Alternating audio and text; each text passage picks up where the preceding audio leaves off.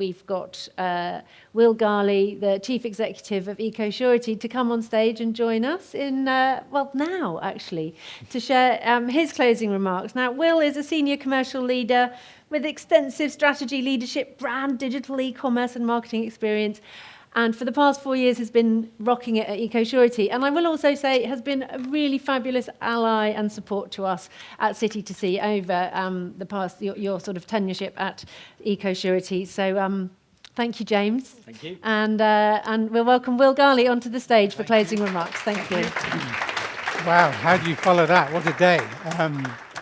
Thank you, first of all, to Nat and Jane and the whole team at City to See for making today possible, because what an amazing day. It's been really interesting, and you're still awake, which is fantastic. So I think the sort of average attention span now is 20 minutes or something. So considering we started at 10 o'clock this morning, you're doing very well. So I guess quite a challenging thing for me to try and wrap up a very inspiring day with some very interesting comments and speakers and debates into 10 minutes. So I'll do my best. I'm just going to talk about some of the highlights and some of the themes. But I guess if I try and summarize the challenge we're facing, I think the challenge we're facing is how do we move from a recycling economy to a reuse economy? And we're doing quite well on a recycling economy, and some people mentioned this morning, about how people are quite proud of, I do my recycling. It's great. How do we move people from being proud of doing their recycling, which I think most people probably do their recycling now, to I do my reusing? And I suppose, it's how do we go back to a reuse economy? Because it used to exist. We heard about Denmark, France, and Germany, where reuse exists and works, and that's great. But if you go back 45 years, when I was a 10-year-old boy, so I'm giving away my age there, I grew up in Cairo in Egypt, and I used to walk to the corner shop carrying a 24 case of glass Pepsi bottles and return them to the corner shop and get my deposit back, and that was my pocket money. So 45 years ago in a third world country like Egypt, I can say that because I'm Egyptian. It's a developing economy back then, 45 years ago. It's still developing 45 years later. The reuse worked. So the economic model for reuse worked. So I think we need to go back to reuse and make the economic model work again in our advanced economies now, and globally it can work. So how do we make that happen? And I think one of the issues, talked about nature and our relationship with nature, and some people talk about we are nature. Waste doesn't exist in nature. Everything gets reused. So how do we make sure that there is no such thing as waste? I mean, we talk about the waste industry, etc. There shouldn't be a waste industry. There should be a resource conservation industry. There are resources out there. Those resources are valuable.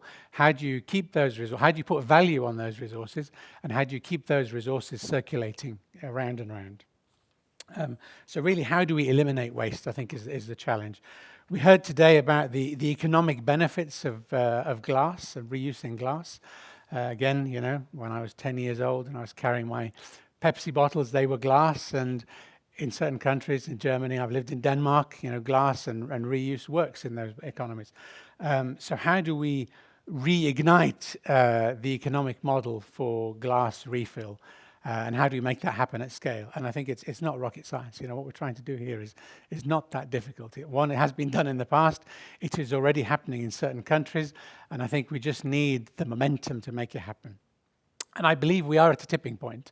I've been in FMCG brands marketing for a long time. Been at Ecosurety for 4 and a bit years now. And when I joined, reuse and refill wasn't really discussed. It was a kind of a fringe topic that occasionally got mentioned. Now it's mainstream. There are days like today when we can fill a room with people to talk about reuse and refill. So it's becoming much more, I do believe we are at a tipping point. And just look how full this room is today, and beyond the room there are people online. And it's not just kind of a fringe activity. We've got mainstream retailers and mainstream brands. We've got Sainsbury's and Tesco in the room. That's like big retailers in the UK. So I don't agree with whoever said, we should have a refill retail store, because for me that's niche. What we need is mainstream. You need Asda, Tesco, Sainsbury's, all of them, all the major retailers doing refill at scale or reuse at scale. And I do think we are at this tipping point. You've got the brands talking about it. I was talking to Mars, Nestle, Heinz, etc. Last week at an event we had in London about how are they going to transition over time to refill and reuse alternatives. And the guys who produce the packaging materials, are developing packaging formats that are much more convenient for refill and reuse. We've got Princes in the room today. Princes have got their own brands, and they've also supplied to the retailers. So collaboration is one of the themes that has come through today, and I'll talk about that in a second. But the other thing that's going to push us over that tipping point to go from niche to scale is legislation. So we've heard about DRS, acronyms again, EPR and DRS. EPR and DRS are going to make single-use packaging very, very expensive for brands.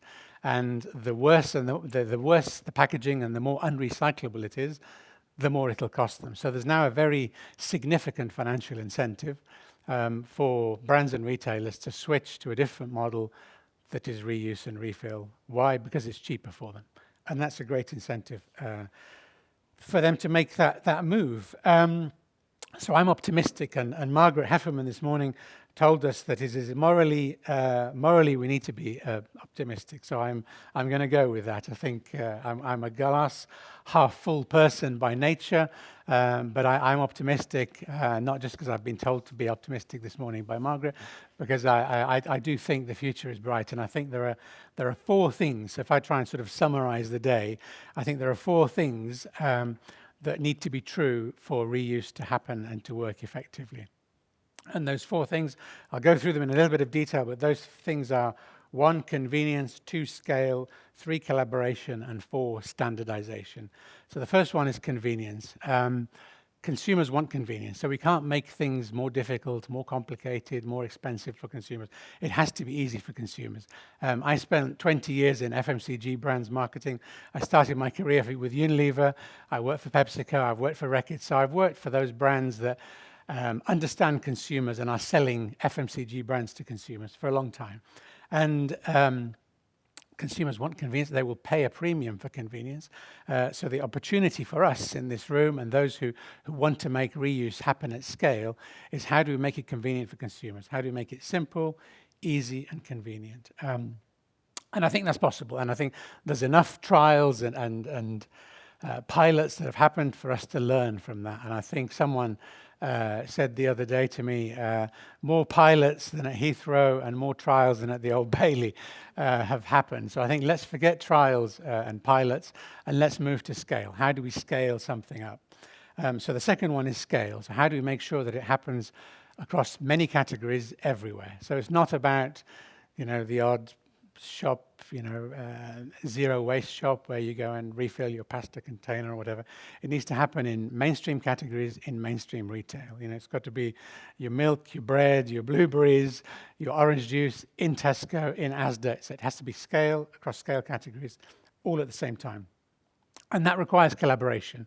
So if anyone thinks that they can do this alone, they're not thinking big enough, and they're not being ambitious enough. And I think Loop was a great example of that. Tesco tried to go it alone for whatever reasons, and it failed. And it failed because they tried to go it alone. It wasn't collaborative enough. And I think you need that collaboration. I think examples where retailers collaborate, and I think the City to Sea Cardiff refill cup program is a great example of coffee shops in a city collaborating, working together to make it happen and to make it work. And I think we did it in Bristol before Cardiff as well.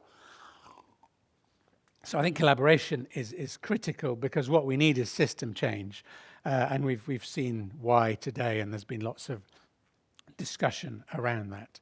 And then the final thing is standardization. So you can't have brands developing all their different unique packaging formats, etc. And Stuart, sitting here at the back of the room, I guess is a big advocate of standardization. And how do you have those, whether aluminium bottles or whatever, standard format, standard packaging size, so it can be collected easily, washed, refilled, etc. And I suppose if you think about standardization, I often get the argument from brands just like, well, you can't standardize because brands want to differentiate, etc. And they can, but they don't need the packaging material and the packaging size to differentiate. Coke and Pepsi, two of the biggest rivals in the cola wars, they both use aluminium cans. They both use 330 ml aluminium cans, same footprint, same size, same material, and they differentiate through the logo, the graphics, the imagery around the brand, the advertising, etc., etc. So you can differentiate through other things other than packaging material and packaging footprint. So I think standardization is the fourth factor required to make reuse work properly at scale. So those are the four things. For me, that's the summary of today, sort of convenience, scale, collaboration, and standardization. The big thing that will kind of unlock it, which again has come up today a few times, is funding, because this is going to cost money to make it happen. So how do we get the funding? And I think you've got the stick, which is the EPR costs. That's the kind of the incremental costs for the brands and the retailers looming over the horizon. And that horizon isn't very far away. You know, EPR costs are going to kick in this year for brands in terms of the base fees, and then they'll have modulated fees in 2026. So it's that sort of horizon is very close. So that penalty for continuing to use unnecessary single-use packaging is around the corner. So you've got a very strong incentive to move forward, but you still need the funding of the system change.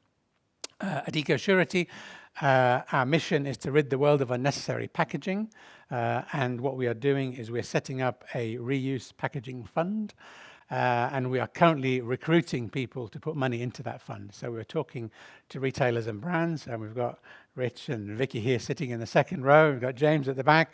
You know, they've been working very hard to try and pull together how this is going to work and how the reusable packaging fund is going to work. And you know, we are targeting 1 million units a month, focusing on Bristol initially and focusing on on-the-go food and drink. So the cat is well and truly out of the bag now.